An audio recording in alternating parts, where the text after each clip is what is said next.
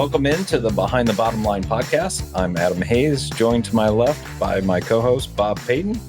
And across the table from us today is Sarah Kendrick with Raya Services. Welcome in. Welcome. Thank you. I'm happy to be here.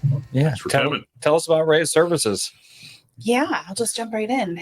The service that I provide is so you know how that there are things that you know that nobody else knows about your business or about your family?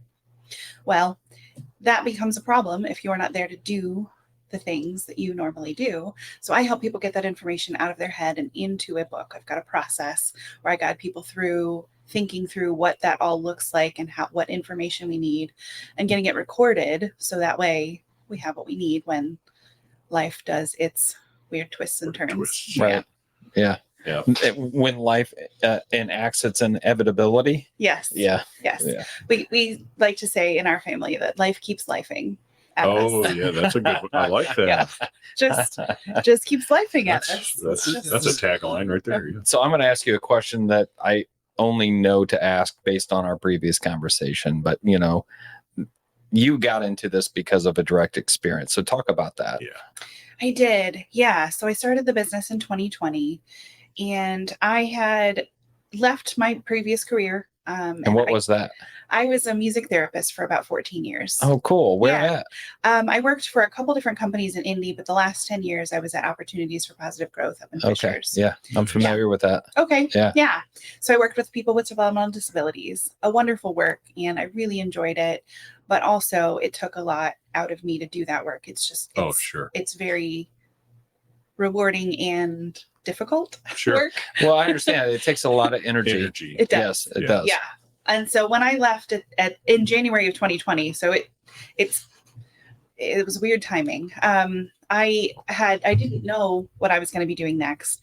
And so I was just kind of open to new ideas. And I had read an article about a woman whose husband had passed away very suddenly. They were only in their 40s and he got a really late stage cancer diagnosis. And then he was gone in 30 days. Wow. Just an awful story. It just really touched me. But in that article, part of what she had talked about was how hard it was for her to manage what she called the business of death. Sure. The making phone calls, the canceling services, should she get rid of his cell phone? Yeah. Yeah. And so that was actually my original business idea was, is there somebody providing that service of helping people move through that time? Can I get that job? Because I just wanted I never intended to start a business. Right. I just wanted a job. I wanted something simple, but obviously that was meaningful. And so I started to research what that would look like. And then we actually lost both of my grandmas within about 3 months of each other in 2020. And so my family was my first test case. Yeah. That was not my intention. We didn't know that was going to be what happened that year, on top of all of the other things we didn't know were going to happen that year.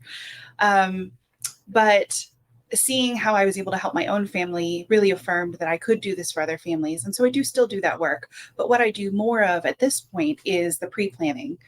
Before it happens. Yes, Right. yes. Let's get the information organized ahead of time, because what we found with my family and then with many, many others is we don't have the information. We don't have the answers we need. The person who had the answer isn't here anymore. And now we have to figure it out. And that's just on top of grieving the loss of someone. Yeah. Having to figure out all those pieces is it's just too much. It's too hard. And we can do better. Yeah. And I'm self-disclosure. I'm a client of Raya Services. You're not only a member, you're a client. Correct. And I can tell you, after going through that process, both for personal and business, which we'll talk about in a second, it's very enlightening. Even as the one that, is taking the action to go do it, the questions you ask are just fascinating, right? Now, for our audience, Sure. this is different than an estate plan or a will plan. And so talk to Totally. us about the difference, where the gaps that you see are. Let's talk specifics. Yes, very different. Wonderful companions, but they're very different things. Right. So your typical estate plan includes a will, your power of attorney directives, that sort of thing. this is not legal work that I do. I'm not an attorney. Right. But I know there's lots still of good gaps ones. that There- you fill Yeah, that are there essential. Give a there couple are. examples Yeah. of those gaps. So for example, your will is going to say where your stuff should go, right? Like it's the basics. Here's what I've got. Here's where it should go. Here's what should be done. But it doesn't tell you the passwords for how to manage your bills. It doesn't tell you how to feed the dog. It doesn't tell you how to take care of your house or your loved ones. If you're a caregiver for someone, your will's not going to talk about that at all. It's those day-to-day details that I help people focus a little bit more on. Yes, the end matters, but also just the how do we do the day-to-day stuff. So I like to share the example. There's a question in the book. Let's see if I can phrase it right. I've read it a million times. Is very long pause. It's okay. But you can cut it We out. can edit it. I know. So I was like, if I can just think about it for a minute, Yeah, I'll go get it for it. right. It's just a very long pause in the meantime. Is the basic gist of the question is, if you were unable to speak on your own behalf, what should your caregivers know about caring for you? So what do you need your environment to look like, Right. basically? So you're incapacitated in the hospital. You can't speak to your own care. What can we do to make you more comfortable is the gist of the What question. a fantastic question. Yeah. I mean, Because all of us, most of us have an envisioning of what that should be Mhm. and an expectation of what we want. And if you are incapacitated and unable to communicate it, I can understand how frustrating that might be. correct. Yeah. Well, and it's I ask a lot of questions that I hope we never need the information for. Yeah. That's one of them. Is I hope that nobody ever needs this information. I Exactly. never want you to be in a situation like that. But if you do find yourself in that situation, how much better will it feel for your loved ones if they can provide you with, I've heard everything from I want a fan to I don't like being cold, I need extra blankets, to I hate wearing socks in bed, make sure I'm not wearing socks, to I hate having unsocked feet in bed, so Right. make sure I'm wearing Right. socks. Yeah. And my favorite example of doing this work, so I encourage for the personal pre-planning that spouses do the work whenever possible together, just because you know things that I don't know, I know things that you don't know. We need to make sure those things are covered on both Sure. sides. And I was working with a couple, and I had asked them the question and given them the background information. So I always use the example, I've got asthma, I'm not great at breathing, so no flowers, no fragrances in my room. So I like to give examples to people too of like what other folks have said. And I shared that, and then I said, okay, so for you all, what would you prefer for your environment? What is there, what can we do for you? Which is a tough question, right? Like it's a lot of people don't Yeah. exactly know, but they thought about it for a minute. And the husband spoke up first, and he said, I would love to have the TV left on in the background. I would like to feel like I was a part of things and like have that. I don't know if I could hear it or not, but I would just appreciate having that presence Yes. in the space. And as soon as he finished, his wife said, please don't leave the TV on in my room. I hate that so much. Better get you some headphones. That's right. And I just and we all laughed about it, but that's exactly Perfect. why we should do it together, right? Yes. It's because And God forbid if something it's happened. exactly why you need it, because Exactly. if my preference is to have the TV on, I might assume that my wife would want to have the Exactly. TV on, right? And then And if her preference was to have it off, exactly, then it was a disservice to her. it was. right? And Right. we can't know that though And that unless we have those conversations. It doesn't mean I don't love her, but if she's not able to communicate, she might think that, right? Yes. Yeah. She's Yeah. like, oh, great, he's torturing me. Well, Right. and it's really something to consider though, isn't it? I mean, again, we hope that nobody finds themselves in this situation, But they do. but they do. Right, they do. And Yeah. and Yeah. sometimes people are like, one of the examples that somebody shared with me of something that they want is like, I don't share all bad news out of the room. Everything in the room with me should be positive and encouraging, and because I don't know what I'm going to be able to hear. But you have people Right. who will have somebody come in, a doctor or a family member, and just talk about all this terrible stuff while the person we assume they can't hear. That's Yeah. not always true. That is not always Right. true. No, and it's just, yes, let's be a little more mindful of that. Like this is a person; they're still here with us Right. in some aspect. So how can we serve that? And that's just kind of one of my favorite examples to share, Oh, because yeah. I just think it But it's not telling. it's not always even death, right? No. It could just be a sickness. It could be a surgery that didn't go well, and you're just stuck in the hospital. Yeah. And you may be, I think in your case, maybe in a different location, Yes. right? I mean, if all of a sudden you're travel to Phoenix, Arizona, and you're stuck, you Yes. can't leave. Yeah. What's your other half do, right? Yeah. I mean, it's like, well, where is the checkbook? Right. Oh, where is the will? I don't know. Yeah. Right? Yeah. I mean, Am I a beneficiary on the brokerage account? I don't know. correct. Right. Yeah. Well, and do you have all your beneficiaries updated? Are they all complete? Like it's Yeah. all. Exactly. Yeah. Correct. There's just a lot of details. Does that match your will? Yeah. Does it match your estate plan? Correct. Yeah. Fun fact: Right. if they differ, your beneficiaries that are listed will trump what's in your will. Correct. Wow. So you got to Okay. make sure that those official beneficiary designations are correct. Right. That's Yeah. interesting to know. So Yeah. what are some of the other gaps that you deal with? And the reason I'm asking this is because I want our audience to identify, hey, this may be something that I want to do or need to do and want to do, right? Because I know that I want to make sure that I have a plan in case something were to happen. Yeah, I think again, it's just those smaller details of things that I like to, because I mean, people think about the broad strokes of like, yes, you'd need to know how to pay the bills, although we still don't share our passwords with somebody else, Correct. right? So like, yes, we do, but people understand the gist of that sort of thing. But I like to focus on the even smaller bits because it's not what you would necessarily think about. If I'm working with someone, I have dogs, and so they are very important to me, and so I want to make sure I'm the main caregiver. I want to make sure that if something happened to me, my husband would know exactly what medications to give, how to take care of them, how much to feed them, how often. And, if both of us were gone, then we need whoever's going to step into that space to know exactly what to do to care for them as well as possible. Same thing for kids. I just don't have those, so I don't speak to kids. But You do. I They're do. dogs. Yeah, that's right. They just have 4 legs. It's great. But it's that's the kind of stuff that I encourage people to really think about. It's like, okay, yes, we need to know for your human child, well, your dog child too, but Sure. do they have allergies? Do they have foods they need to avoid? Do they have a schedule they need to stick to? What bus are they going to get on? Does the parent who's the primary caregiver, does the other parent know what school they're at? It sounds To silly. go and pick It them up. sounds silly, But it it's true. happens. Oh, sure. Yeah. Yeah. And then obviously, that's the personal side. Yep. There's also the business side. Yes, there's also the business side. And Bob knows this about my story. Most of what I've come up with, it's because I found gaps in my own life.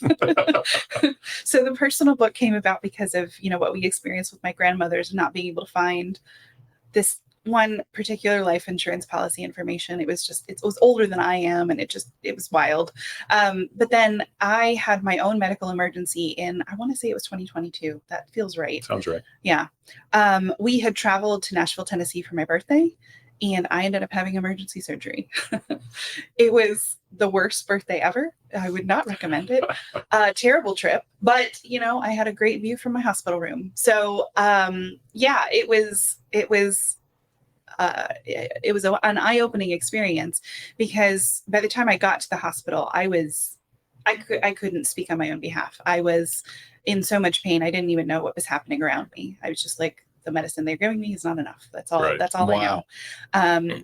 And we talk a lot about grief brain and stress brain and how they don't operate the same way because they just don't. Your brain today, if something terrible happens tonight, is not going to operate the same way because you won't have the same bandwidth that you have right now. It's just one of those things. And all of that, it was, again, just a really rough experience. But I stayed several days in the hospital, obviously longer than I was planning on having our long weekend be. And my husband didn't know how to access any of my business information. Right. He didn't know how to contact the clients that I had scheduled. He didn't know how to contact the people I was supposed to have meetings with. His name wasn't even on my business account. So that's a problem. Yes. So from there, I developed the business pre-planning work. And now I have a book. But something that I encourage business people to do, this is just an extra fun tip. Don't leave it for your spouse to do if you're a solo, if you're a small business owner. A lot of us think, oh, well, my, so-and-so would manage things. But leaving it to them, if something happens to us, I was in the hospital. My husband was also incredibly stressed out. That weekend, I was in the hospital. He had had a car accident that had disabled our car that was down there with us. So his brother had to drive a car down, take the broken car back. We also had our dogs with us, and he was trying to manage all of it. Yeah. wife in the hospital, getting the different car, he had no margin to deal with my business. We made it work. We got things sorted, but he should not have had to think about my business, right? I needed a better backup plan. So what I encourage people to do is to have what I call a business executor. So kind of like you would have an executor for your will. If something happens to me, here's who you get my information to. Here's who you get my business book to. They'll take it from here. And for me, I have asked an estate attorney who I'm very close with if she would be willing to serve in that function for me, because I do operate by confidentiality. And so I wanted it to be somebody that, somebody my clients were really comfortable with. But there are a lot of loose ends. If I disappear or if, something happens to me, even for my tiny business, there are a lot of loose ends that would need to be tied up with just getting people their information and making sure they had what they needed, and that they also knew that I wasn't going to be coming back to my business. And I just, it would be a disservice for me to just leave that for him to manage in my absence. He's already going to be dealing with enough. Yeah, that makes sense. Yeah, that's awesome. So, no, go ahead. What was the inspiration for RHEA Services, the name? Yeah, it's it's hard to name a business. That's what I've learned. I've learned many, many things, but that was one of the first things, was just how in the world do you name a business? And I thought about naming it after myself because that's, pretty straightforward. And it just didn't quite feel right for me. And so I looked to the gods and goddesses for inspiration, because, Nike and different, right. I was like, there might be something there. And I was looking for someone who would represent ease or comfort, or and the one that I came up with that made the most sense, it was a little bit of a stretch, but was the Titan Raya. She was known for being representing ease for women in childbirth and different things like that. So I was like, well, we could probably work with that. But so then I was able to find the acronym of relief, healing, empathy, and advocacy to go along with it, which that's how I want to operate for people. And I think that's really representative of the kind of thing that she exemplified. I mean, again, just made up things, but it's just, it was the inspiration for me finding the words to fit with what I'm trying to do. Right. I'm trying to provide that ease, that comfort for people, offering them that relief and healing by working with empathy and advocacy. Yeah, that's awesome. Thank you. So what do you see happening in the next couple of years for you in the business? I mean, who in the world even knows? As we said, life just keeps lifing. And so it's a wild ride, isn't it? At this point, I think I see things just getting a lot more steady for what I'm doing. Okay. That is my hope and my aim.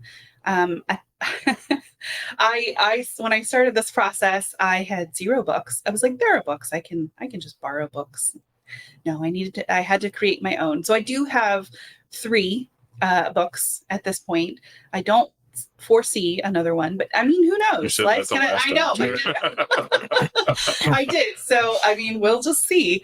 I do know that I want to redo the first book just because I've learned more and there's more I want to add to it. So they're going to be evolving, but.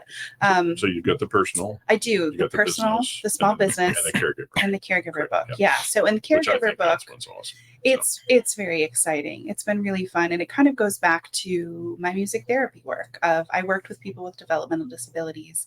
This is a book geared towards the long-term care of a loved one. So either, a kiddo with special needs or an older person with dementia, if there's somebody who needs that day-to-day caretaking of them in order to keep them well, we have to know what to do. We have to know what to feed them. We have to know who their therapists are. We have to know what their schedule is like and when they go to work and when they go to the day program. And it's just, again, in most families, there's typically one person who's wearing that hat and providing that role. And if that one person is missing, a lot of stuff falls apart really quickly. Yeah. Sure. Yeah. And so what does an engagement look like? Not from a cost perspective, but what a client would expect. So you say you have 3 books. What do they come away with? Do they come away with their own book and then that's filled out? And then do you coordinate ongoing meetings with them on an annual basis or a biannual basis? How does that work? And kind of explain that. Yeah, it's a great question. So I always start with a consultation just because people don't understand what I do. Sure. It's a very That's why you're here. unique thing. So there's not this idea in their minds when I say what I do. They're like, what is this? So I always want to start with that conversation to help explain what it is that I do and learn a bit more about them and what they might need and if it's a good fit. So we always start there. And then the personal and the business processes are really pretty similar in that I have a checklist of information that I provide to someone before their sessions, and it gives them the list of everything we're going to talk about during that session. So then when we meet, and it's all done virtually so that people can be in the comfort of their own home. And that way I can work with people across the country as well. But we do all of that virtually. And when we meet, I take them through the book. It's a digital PDF. I do like to show people my printed version just so they can hold it. Sure. But it's a digital PDF that I use with people because it's able to be password protected and is a little bit more secure and in keeping that information safe. I fill out the information for them just for ease, for accountability, to streamline the process as much as possible. And then at the end of the process, I put that book on a flash drive. And either if they're local, I'm happy to meet up and, do the whole in-person thing, which is always fun. Or I can ship it by UPS so that we've got a tracking number to make sure that things are going where they're supposed to go. And then as far as following up with people, from that point, they've got everything that they shared with me, nothing they didn't want to, because some people don't want to share everything, and that's fine. But everything that they shared with me is now in the book. And from there, they can either keep it updated on their own. I do reach out to people on an annual basis and say, hey, it's been a year. It's time to update your book. Mm-hmm. What's changed? Some people do choose to work with me again and help walk them through updating that information. Some people just have done it on their own because it's not done. I mean, we can finish it once, but unless you die tomorrow, Right. Right. It's never done. it needs to Sure. keep evolving. You need to keep updating it. Yeah. And so I do encourage people to do that as often as possible. And if you can get that foundation in place, people find it a lot easier to just keep things updated. Getting it all gathered together the first time is the hardest time. Mhm. Sure. I mean, people move, Yes. children are born, people pass away, Yes. Yeah. things happen. You start a business, you close a business. I mean, just think in a year's time how much changes. Oh right? yeah, for Yes. sure. Have you considered or thought about, making that or storing that in an online repository that kind of is a living, breathing document area for folks to consider that, and say, you have a series of emails that go out on a continual basis that says, hey, it's time to update your caretaker plan again. It's been 3 months and we see you haven't logged in. It's time to log in and update it. Yeah, I've thought about it and people have recommended it to me, but at this point, that's just so text heavy. Yeah. That's just beyond where I've had the knowledge and the budget really to Sure. kind of figure out. Yeah. It could be something, maybe that could be something in the future.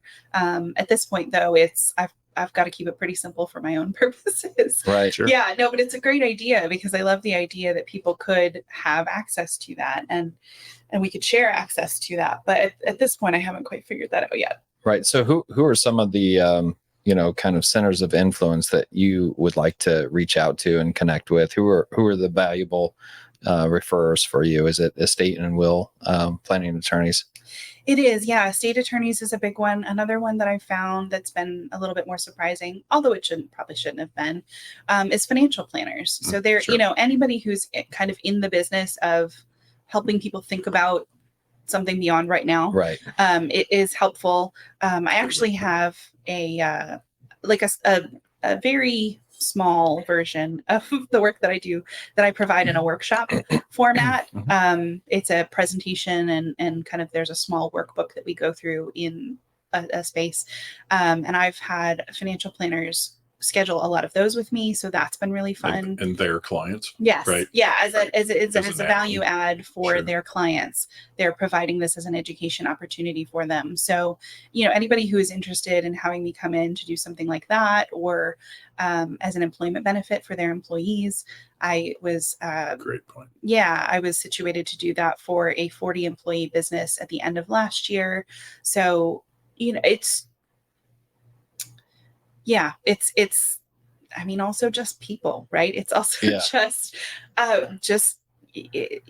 if you're starting to care for a loved one who's getting older, let's talk about their information now, because they can probably share their information with you now. But, Right. Sure.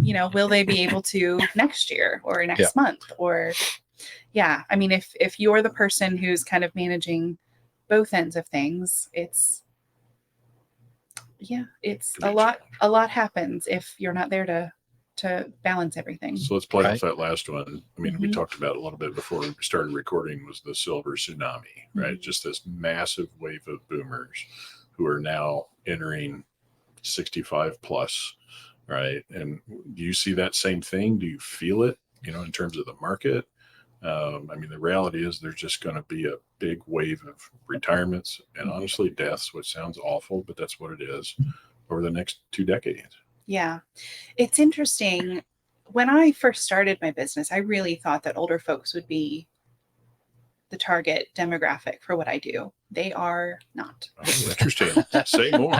Yeah, I was going to say, tell us about that. I know you would think, and this is all just my best estimation. I think that it's a little too close, and I think that sometimes they feel like You're documenting my demise type of thing. Pretty much. Well, Yeah. Either that, or it's stuff that we as humans, culturally or otherwise, haven't been adapted to answering these questions. Right. Yeah. Right. There's which is why your service exists. Mhm. Right. Yeah, there are definitely both pieces of it. It's both, well, I'm not going to share my information with you, a stranger. Right. Right. And then there's also the part of, no, I don't want to talk about this because it's a little bit too in your face. Yeah. And so what I've found is the people who respond most often to what I do is the people in the middle, the sandwich generation. Because again, they're starting to care for the older folks. Got it. And they recognize that if I'm not there to care for them, everything falls apart. And then B, I need to figure out what they have, because I'm going to have to be the one to manage it afterwards. Sure. Right. Mhm. And what I've found is, now it's gone both ways. I've had both situations happen where, very often the let's call them the child, because they're right in the middle, will do the work with me first and then say, hey, mom and dad, we've done this work. It was really helpful. We'd like for you to work with Sarah so that we can get your information gathered together. And there is that sense of privacy that a lot of parents are feeling, that they don't want to burden their kids. They don't want to have them, they don't want to share all the information now. And I was like, that's fine. You don't have to share it now. Let's just write it down. And that way, when we do need it, we have can it. at least uncork it. Exactly. Right. But for them, it matters a lot less to me because it doesn't matter at all. Right. I'm just taking the information and typing it. Yes. Yeah. So it's made some people a lot more willing to do the work, because they want to keep their information private as long as possible. Yeah. And you and I, this is a conversation you and I had when we met, was, I had my own parents had, gone through the whole process of passing away, right? Dad first, then mom. And they're very right, especially that age group right now. Now, whether our young people that when they get old will have that same, hidden, everything's quiet, everything's secret type of attitude. But and I think I remember telling you this, the moment that I got the guts enough to ask them these questions, the relief on their face was unreal, right? They were just like, somebody finally actually asked, right? And, we started, way too late, all those kind of things, but at least we had a little head start versus a blank sheet of paper. Right. Yeah. So keep pushing that button, because I know it's hard for, the people that are listening. It's hard and difficult. They're not fun conversations sometimes. But they're necessary. They're so necessary. They are. They really are. And it's the difference between leaving a legacy of peace and leaving a legacy of chaos. Right. Yeah. You know, and it's just which one do you want? Because you're gonna leave a legacy. One or the other. Yeah. Life is life. Yeah. Because life keeps lifing. That's Yeah. right. Yeah. And it's I've heard so many stories, and I